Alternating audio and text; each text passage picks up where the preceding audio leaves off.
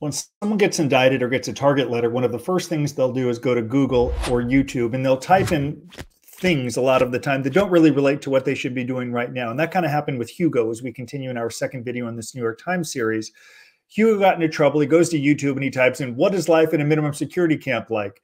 What is the food in prison like? Of course, he then typed in how to get out of federal prison early. That work led to our YouTube channel. And on our call, I learned that he had served time in the military and he wasn't so concerned about life in a minimum security camp. Certainly he wanted the shortest sentence possible. What concerned him most, and I know it concerns so many defendants, is he was going to be held accountable for things that he did not do. And he said, Justin, I will be held accountable for what I did, but nothing else. And I fear unless I mitigate and learn how to tell my story effectively, that's not going to happen. And this is going to follow me forever. I'm going to have a plea agreement that isn't accurate. I'm going to get a longer federal prison sentence. So how do I mitigate? What can I do to take action? It starts for all of you watching if the goal is to mitigate and really be courageous. The reason defendants who mitigate and do the work get better sentences is because they're courageous, is because they're vulnerable. I know you might be afraid of what's coming, afraid to take action. Those that do it get rewarded, and you tend to get that shorter sentence because you stand out at sentencing from everybody else who is afraid or who doesn't do it or who outsources work to people who are paid to do it. And the defendant kind of stands there as a lump on a log at sentencing like, I don't really know. Was I supposed to do anything? Of course, you're going to get a guideline sentence or higher because you've done nothing extraordinary or compelling or courageous. So Hugo said, I will do whatever I need to do to try to get the shortest sentence possible. I said, great, let's start with vulnerability and honesty. And that led to an interview with our team, specifically my colleague, Brad Rouse, a Harvard graduate who's featured heavily in this New York Times article. And in advance of the interview, I told Hugo, and I would tell all of you, if you want to mitigate, be vulnerable, be honest, share details you might not think you want to share, because that is what moves federal judges. They need to know the stories and details of your life and your background, what led to the crime. And there needs to be some vision, some aspiration of what you're doing moving forward. We've got to manifest it in this narrative and begin to hold yourself accountable and build it. He said, I can absolutely do that.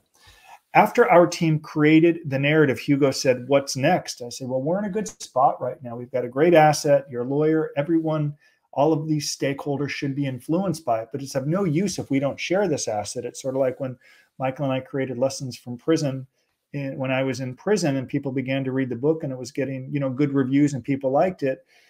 And I said, well, people like it, but if I don't have a marketing plan to get it out, what good is it in my garage? It's of no value. So I said, we got to market this asset. We've got to use it. And he said, I totally agree. Where do we go next? I said, well, why don't you ask your lawyer? Let's ask the lawyer who liked the narrative. What should we do with this narrative? Let's test it. Let's see how willing he is to mitigate. So he asked the lawyer who liked the narrative, and he said, this is great. I'm just going to hold on to this for about 4 or 5 months and add it to my sentencing memorandum that, of course, gets turned in a week before. So Hugo called and he said, I got good and bad news. The good news is lawyer loves the narrative, best he's ever read. Bad news is he just said, we're going to get it to the sentencing judge. He's going to hold on to it for a while. I said, well, what do you want to do? He said, I want to do exactly what federal judges tell us I should do. And by the way, while we're having these phone calls, Jack Hitt, the journalist from the New York Times, is on the line recording the calls with Hugo's permission. And Jack's listening to how our team helps him influence all stakeholders. So I said, Hugo, here's what I suggest. I'm going to write an email that I did. He sent it to the lawyer. And essentially, we referenced the interviews on YouTube with Judge Bennett and Judge Boo, where Judge Bennett specifically says he, as a federal judge, would be influenced if he knew a defendant got their personal narrative to the probation officer months before the sentencing hearing. So that's the first takeaway that we needed to persuade the lawyer. If we're going to use this narrative to influence the sentencing judge, a narrative you said is best in class, maybe the best you've ever read, why then would we not use it to influence the probation officer who's going to recommend how long our client should be in prison? So that was like the first question.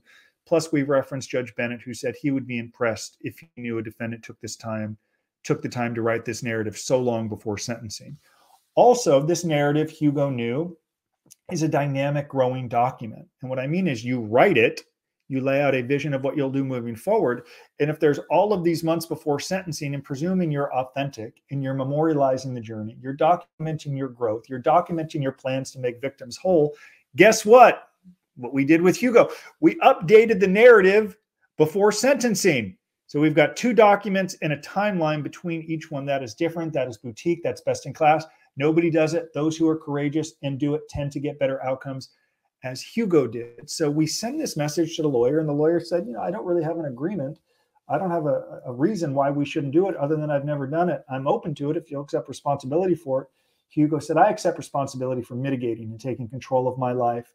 I want to get this to the probation officer, and we did. Now, a key takeaway for all of you, presuming you want the shortest sentence and more liberty earlier, don't ask their permission. Like, Mr. Probation Officer, I wrote this. May I please send it to you? Well, they may say, no, we don't want it. We didn't ask for it. Keep in mind, many of them have never done this or seen this until our team created this process, just like release plans that are now ubiquitous in the Bureau of Prisons, thanks to my partner, Michael Santos, who's implementing these programs in BOP prisons all across the country.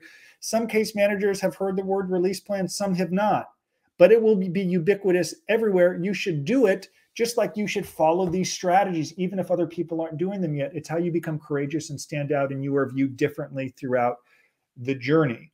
So don't ask permission, may I? What I would do is exactly like what Hugo did, and Jack witnessed this. I would write an email that would say, Mr. and Mrs. Probation Officer, I know you're very busy. Please know I would be so grateful if you would take a few minutes to read this narrative that I wrote. I have 100 hours into the document, which Hugo did. And I'd be grateful if you would consider adding this narrative to my probation report. Now, that's vital because it's sentencing. The judge will most likely open up your sentencing hearing by asking, have you read the probation report? Yes. Do you understand it? Yes. Did you review it with your lawyer? Yes. Huge document. So the judge reads the PSR. Wow, this narrative you got to the probation officer months ago. Then you like the hand movement today. Then you got the sentencing memorandum due a week before with the updated narrative. Yes, people, the judge might read two narratives. And if your lawyers tell you that it's too much content and too long, I disagree. Use your own judgment, because it is then okay for the lawyer to turn in an 80-page memorandum with boilerplate stuff judges have seen millions of times. That just happened. You just got the answer to your own question. If you turn in a narrative in the PSR and you update it for the sentencing memorandum, fantastic, awesome, do it. Hugo did. Now, he got a report back that recommended around 60 months in federal prison, which was around the guideline sentence. As we're inching up towards sentencing, Hugo began to do some volunteer work, memorialize and document his journey with our team in a community service course we created around his experience with cryptocurrency, teaching people in prison about the basics of blockchain and crypto, things to look out for, what to do. It was a very inspirational and educational course. So as we're getting closer to sentencing, some frustration kicked in. There's the pandemic, and sentencing gets delayed, and it gets delayed again. And I know waiting for a sentencing hearing can be very difficult because you just want clarity. And Hugo used to say to me, is this a good thing that this thing is delayed? And my response is, it is a great thing if you are using this delay productively, if you are working, if you are trying to save some money for victims, if you are building a new record, if you are engaged in your community, if you are avoiding problems on pretrial. This is a phenomenal delay, because I think the delay will lead to a shorter prison sentence. All of you watching, if you're not going to be productive like Hugo or Stanley, who's also featured in this article, try to get sentenced as quickly as possible, or better yet, go into custody right now and at least begin to get credit for time served. The only real snippet I want to convey to you follows. The one real snippet I want to read here. One of the first things Paperny advises a client like Mejia to do is to stop doing that, especially before sentencing. And specifically, Hugo would utter out a lot of the cliches. I didn't have bad intentions. I'm not a bad guy. And Jack wrote it was tiresome, but also on some level it felt familiar. We have to overcome the boilerplate. I didn't have bad intentions. I'm not a bad person. And we have to get down to what led you here. What were the motivations that compelled you to cross the line? What was the breaking point? What pressures did you face? How did you rationalize it? And what opportunities did you seize? And only by doing that are you able to authentically influence stakeholders. And the last part I'll read is, they call the pre-sentencing report the Bible in prison, because it is one of the first things a case manager or counselor will rely upon. It will influence early release, your halfway house time, your bunk, your job, and so on. And the person writing that story for you is someone who's already heard every version of the breathing, stem-winding explanation imaginable. They're used to us saying, we're sorry because we got caught, Paperny said during one of his meetings with Mejia, or we paid the money back, we don't want to go to jail, or we cooperated to avoid prison. So if we know what government stakeholders expect you to say, you've got to be courageous, stand out, and be willing to do the work. And of course, the work that Hugo did, even though the government asked for more than 60 months in prison, he received a sentence of 36 months in federal prison. And I did a YouTube video from his sentencing in Santa Ana where Jack Hitt, the reporter, covered. Jack was at the sentencing hearing. And you heard his judge go on at length about his exemplary exemplary acceptance of responsibility, demonstrated over a sustained period of time. And of course, because he was prepared for the probation report, his health issues were disclosed, the issue of Xanax was disclosed. He got a surrender date of several months later. He got a recommendation for the drug program in the prison of his choosing, namely Sheridan in Colorado. Of course, he self-surrenders to federal prison 2 months later, and I'm happy to report on a 36-month sentence. Hugo served about 10 months in federal prison. We strategized it where as quickly as he went in, he would then get into the next RDAP class. It was a formality because it was documented in his PSR. And he was also getting some treatment from a counselor for his substance abuse issues, his Xanax issues. And that's important for a number of reasons. I have covered previously that some judges might not love the First Step Act because they're focused on victims and they might not like the fact that you can get out of prison early. A drug coordinator probably considers 5 years or less a pretty short sentence. So if you get 36 months, a drug coordinator might not like that you can get out in 10 months like Hugo did. For that reason, they can delay you getting into the drug program. They could purposely hold you back. They can deny you, even if it's disclosed in the probation report. They don't always do what they're supposed to do. So what Hugo did was get treatment well in advance. So after he surrendered to prison, his drug counselor, and you should find one. If not, our team can refer you to someone. But whether you go out, find someone or we help you, getting this documentation, memorializing your commitment to sobriety or getting healthy is vital, because when Hugo met with the drug coordinator, this counselor sent a letter authenticating all of the counseling that he had done, showing that he's just not saying he has a problem, he's documenting it. Because it's very easy, for example, if you have a short sentence and you get RDAP and you surrender to prison, for a drug coordinator to say, how ironic, you've been home for 3 years on pretrial, didn't get treatment then, now you run to prison, get to prison, run to my office, suddenly you want treatment. You don't really have a problem, you just want the time off, right?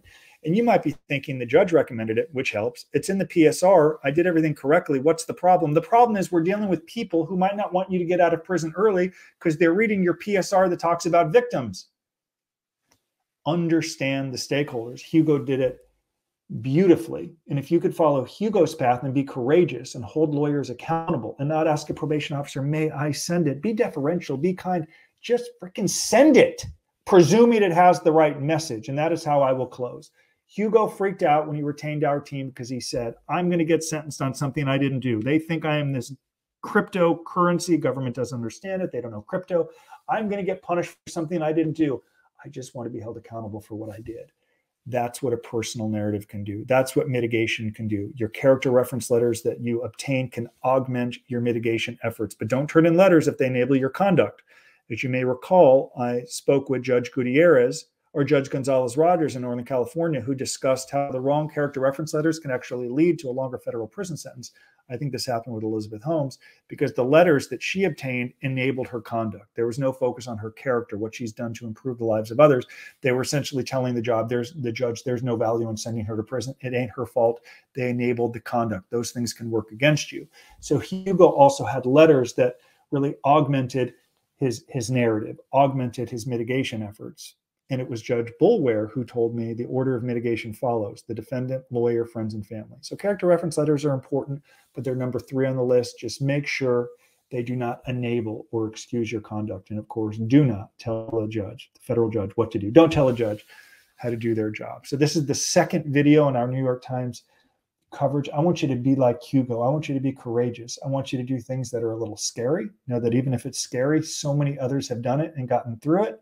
And if you're wondering, should I say this to my lawyer? Should I say this to our team? Will this make me look weird or vulnerable and crazy and corny and odd? And yes, you're a human being. You have idiosyncrasies. You have mannerisms. You have tendencies that are only yours. There is a reason you ended up here despite not having bad intentions. But if you don't convey that message, you are weaker. And it's the reason so many people who do not do it get guideline sentences or higher, and they call our team with a great deal of regret. I wish I knew. I just got sentenced and watched that Judge Bennett video.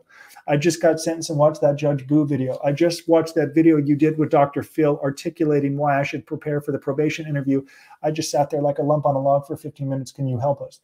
Yes, we can help, but I can't change that you were just sentenced, and I can't change you didn't choose to mitigate, including many of you who know what to do and you do not do it.